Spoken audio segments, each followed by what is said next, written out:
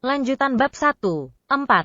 Penurunan kualitas hidup manusia dan kemerosotan sosial. 43. Manusia juga makhluk dunia ini, yang berhak untuk hidup bahagia, dan yang terlebih lagi memiliki martabat khusus. Maka mau tak mau kita harus mempertimbangkan bagaimana kerusakan lingkungan, model pembangunan saat ini, dan budaya buang sampah berpengaruh terhadap kehidupan manusia. 44. Saat ini, misalnya, kita melihat pertumbuhan banyak kota secara berlebihan dan tidak terkendali hingga tidak sehat lagi untuk dihuni. Bukan hanya karena polusi yang disebabkan oleh emisi gas beracun, tapi juga sebagai akibat dari kekacauan perkotaan, masalah transportasi, polusi visual dan kebisingan. Banyak kota telah menjadi struktur-struktur besar yang tidak efisien, terlalu boros energi, dan beberapa wilayah kota, meskipun baru saja dibangun, sudah padat, kacau, dan tanpa tempat hijau yang memadai. Penduduk bumi ini tidak dimaksudkan untuk hidup terhimpit oleh beton, aspal, kaca dan logam, hingga kehilangan kontak fisik dengan alam. 45. Di beberapa tempat, baik di kota maupun pedesaan, privatisasi ruang tertentu telah membatasi akses masyarakat ke tempat-tempat yang indah. Di tempat lain diciptakan wilayah-wilayah hijau hanya untuk melayani beberapa orang, sambil mencegah orang lain masuk dan mengganggu sebuah ketenangan buatan. Perkotaan yang indah dengan banyak ruang hijau yang terawat dengan baik ditemukan di beberapa wilayah yang nyaman, tapi jauh berkurang di wilayah-wilayah yang lebih terisolir, tempat hidup masyarakat yang terpinggirkan. 46. Aspek-aspek sosial dari perubahan global meliputi dampak teknologi baru terhadap lapangan kerja, pengucilan sosial, ketimpangan dalam distribusi dan konsumsi energi dan jasa lainnya, fragmentasi sosial, peningkatan kekerasan, kemunculan bentuk-bentuk baru agresi sosial, perdagangan narkoba dan penggunaannya di kalangan muda, dan kehilangan identitas.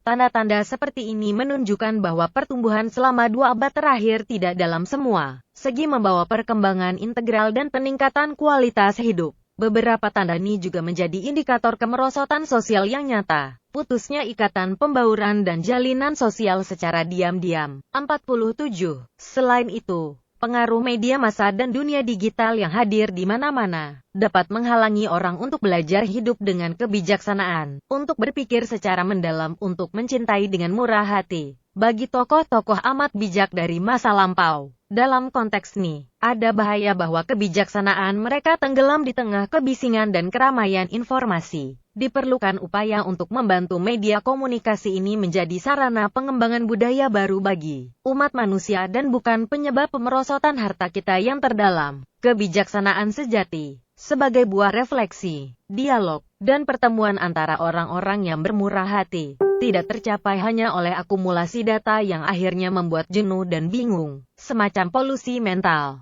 Hubungan nyata dengan orang lain, dengan segala tantangannya, sekarang cenderung diganti dengan jenis komunikasi internet yang memungkinkan kita untuk memilih atau memutuskan hubungan semaunya. Dengan demikian lahir jenis baru perasaan artifisial, yang lebih berkaitan dengan perangkat dan penampilan di layar daripada dengan manusia dan alam. Media saat ini memungkinkan kita untuk berkomunikasi dan berbagi pengetahuan dan perasaan, namun kadang-kadang juga menghalangi kita untuk berhubungan secara langsung dengan kesusahan, kecemasan, sukacita orang lain dan dengan kompleksitas pengalaman pribadinya. Itulah sebabnya kita seharusnya tidak terkejut bahwa bersama-sama dengan tawaran luar biasa media ini, berkembang ketidakpuasan mendalam dan muram dalam hubungan antar pribadi, atau perasaan terisolasi yang berbahaya.